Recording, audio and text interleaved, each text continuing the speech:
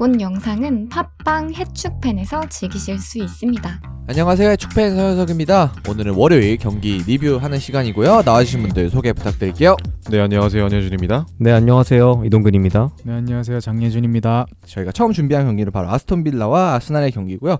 아스날이 1대4로 정말 대역전극에 성공한 그런 경기였습니다. 일단은 아스톤 빌라 라인업부터 살펴볼게요. 아스톤 빌라는 지난 경기 뒤에 다시 언급을 하겠지만 레온 베일리 선수가 최전방 톱에서 좀 아쉬운 모습을 보였기 때문에 부엔디아 선수가 세컨 톱에, 그리고 부엔디아 선수가 있던 자리에는 필리페 쿠티뉴, 그리고 우측 미드필더에는 맥기니선은 4-4-2 포메이션을 가지고 나왔어요.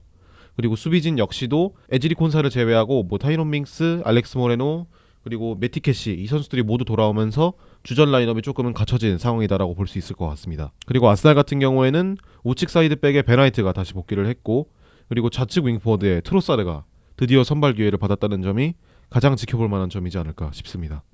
일단 최근에 마르티넬리가 썩 그렇게 만족스럽지 않은 모습이었기 때문에 아마 트로사르한테 기회를 준 것 같은데, 근데 이 경기에서는 좀 트로사르는 어떻게 보셨나요? 활약을? 전에도 언급을 했지만 이거는 마르티넬리 선수의 개인적인 폼 문제도 있지만 네. 이 전술 자체가 마르티넬리에게는 조금 가혹할 수 있다라고 얘기를 했었거든요.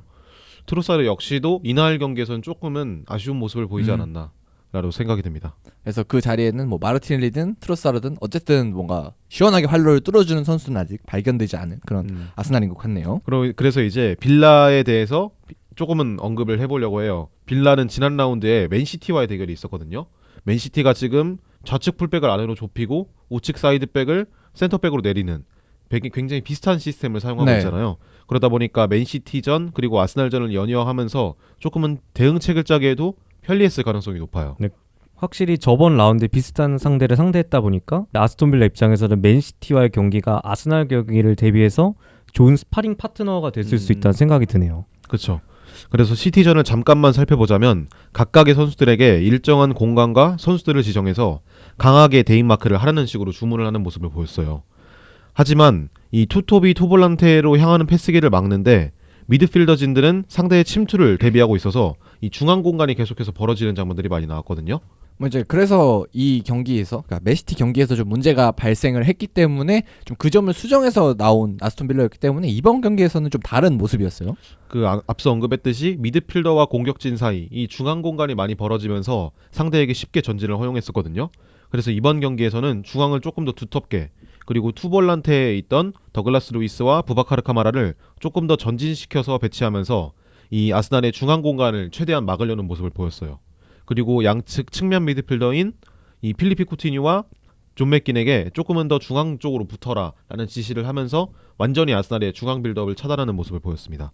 근데 어쨌든 아스날의 빌드업 자체가 딱 중앙에 있는 그 두 명의 선수를 꼭 거쳐 가야 되는 시스템이기 때문에 그렇죠. 일단 그 두 선수를 막자 이런 컨셉으로 나온 것 같고, 그리고 저만 초반의 모습들을 보니까 엄청 잘 통한 모습이었어요. 그 전술이. 그렇죠. 굉장히 사각형 이 4명의 중원을 잘 아스날의 4명의 중원을 잘 막아냈고, 결국에는 아스날은 계속해서 U자형 빌드업에 의존하게 네. 되면서 아스톤 빌라의 수비를 뚫어내지 못했죠. 그리고 오히려 에메리의 역습에 당하면서 네. 선제골을 내줬거든요. 전반전 좋은 수비를 보여줬고 이후 빠른 카운터로 역습을 했었어요.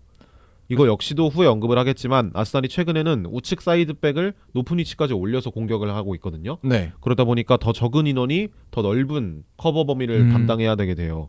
근데 이번 경기에서 4분 만에 이른 높은 위치에서 공을 뺏겼고 올리 와킨스가 빠른 스피드로 이 공간을 잘 활용을 하면서 선제골을 만들어냈었죠. 네, 결국 이번 경기에서도 계속 똑같은 것 같은데 아스날은 빌드업이 막히느냐 막히지 않느냐 그 싸움인 것 같은데, 이번 경기에서도 막히는 모습을 보여줬고 결국 그것 때문에 또 실점으로 연결이 됐기 때문에 또 계속해서 이거에 대한 숙제는 계속 안고 있는 아스날이 될 것 같습니다.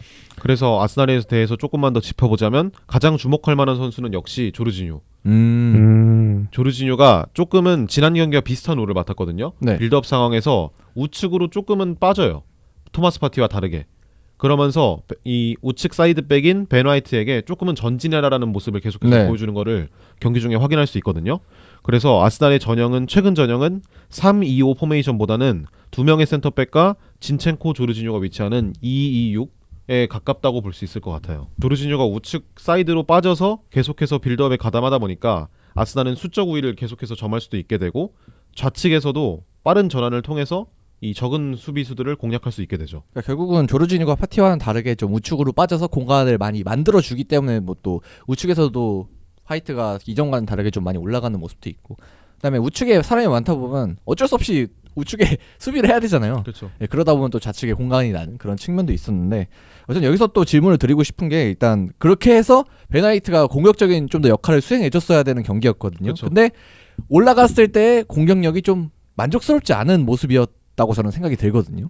아스날의 라이트백들이 모두 센터백을 겸할 수 있는 조금은 수비적인 선수들이라 공격력에 강점이 있다고 네. 보기에는 좀 어렵죠. 그래서 이런 전술에서 만약에 전문 풀백이 있었으면 어땠을까? 그럼 더 훨씬 위협적이었을 것 같은데, 뭔가 화이트 쪽에서 찬스가 많이 났다고 생각이 됐는데 좀 크로스가 밋밋하거나 그냥 돌파도 안 되는 그런 그쵸. 모습이 좀 있었어요. 그래서 개인적으로 생각하기로는 지난 경기에 토미야스를 한번 써봤던 것 같은데, 조금은 베나이트보다는 공격적으로 더 재능이 있는 선수니까. 네. 근데 조금 아쉬웠고, 이번 경기 화이트도 좀 아쉬웠다.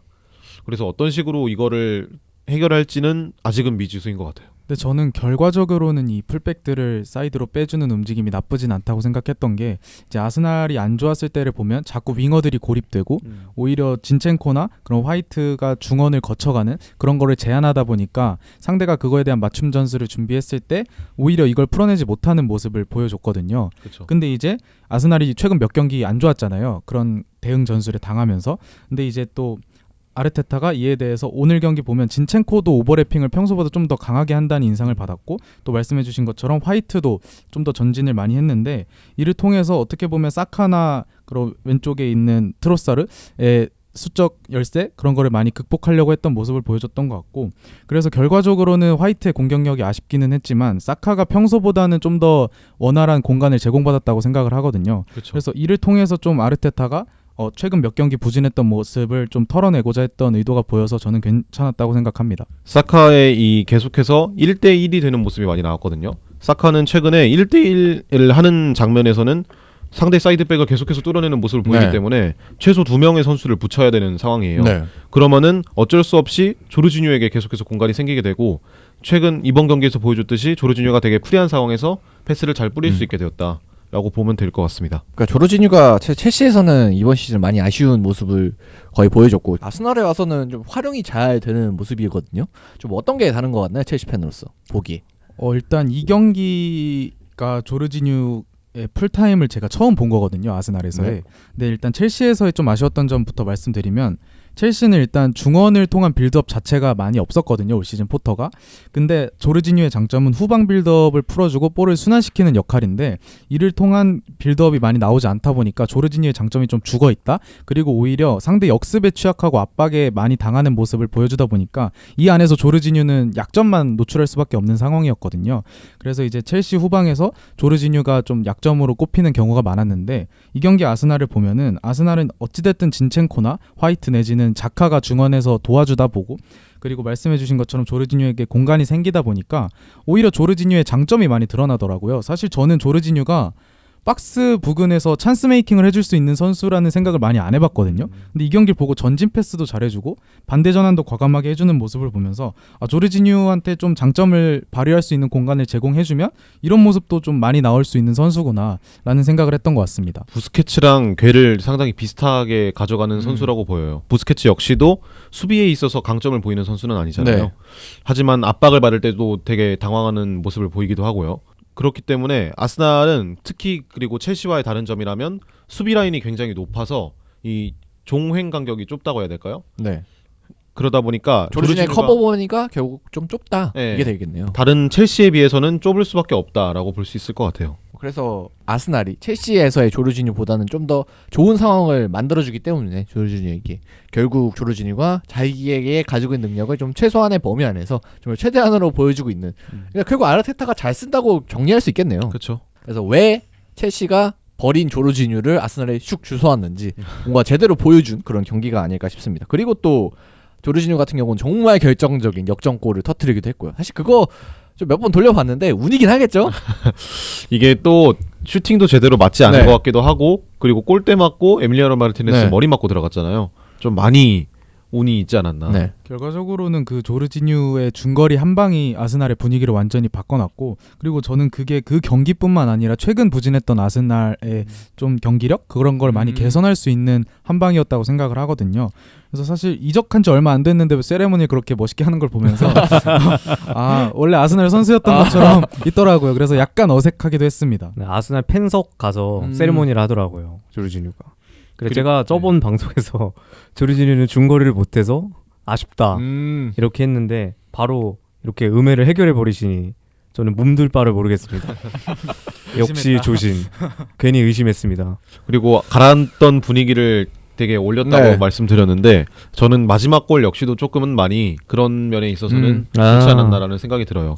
에밀리아노 마르티네스가 나오면서 역습 과정에서 최근에 되게 부진했던 두 선수죠. 파비오 비에라와 마르티넬리가 각각 어시스트와 득점을 기록을 했는데 두 선수가 일단 최대한 살아나줘야 아스날 입장에서도 좀 변화를 가져갈 수 있거든요. 네, 뭐 그래서 아스날 입장에서는 힘들긴 했지만 결국 이겼고 내용도 괜찮았기 때문에 결국 반등의 딱 토대를 마련한 것 같고, 그리고 만약에 아스날이 우승을 하게 된다면 정말 이 경기의 그 조르지뉴의 골이 약간 옛날에 맨시티의 콤파니의 그 골. 중거리처럼 뭐 그런 식으로 기억될 수도 있지 않을까. 네, 그렇게 또 생각이 드는 것 같습니다. 네, 그래서 에메리가 그동안 아스날 상대로 무패였거든요. 그렇죠. 예. 네, 근데 이제 이번 경기를 끝으로 드디어 에메리의 저주를 풀어냈습니다. 저주라고 해야 되나요? 전 감독이었던 에메리의 저주를 풀고 아스날이 조금 더 좋은 성적을 거둘 수 있지 않을까 기대가 되는 아스톤 빌라전이었습니다. 그리고 이 마지막 골에 대해서 조금만 더 얘기를 해보자면 에메리가 경기 끝나고 인터뷰로 에밀리아노 마르티네스를 되게 마음에 안 들어하는 듯이로 얘기를 하더라고요. 아 그런가요? 예. 어떤 면이 좀 마음에 마지막에 그 코너킥 상황에서 골키퍼가 올라왔잖아요. 이게 네. 지시가 아니라 그냥 자기가 올라온 거였다. 감독들은 이 골키퍼가 골 넣는 거 원하지 않는다 이런 식으로 언급을 했더라고요. 알리송을 안 봤나 보네요.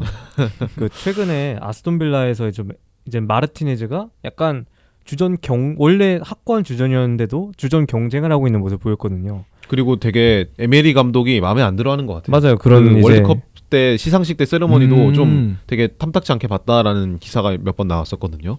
그런 좀 자유분방하고 그러니까 이런 성격을 에메리 같은 스타일의 감독이 안 좋아할 수도 있기 때문에 이제 나중에 이런 행동에 대한 개선이나 이제 에메리에 좀 비위를 맞춰주는 행동을 해야 될 것 같습니다. 주전이 되고 싶으면은. 또 요즘 마르티네즈가 월드컵 우승도 하고 약간 어깨가 좀 오른 모습이긴 하거든요. 나 월드컵 네. 위너야. 네. 그렇죠.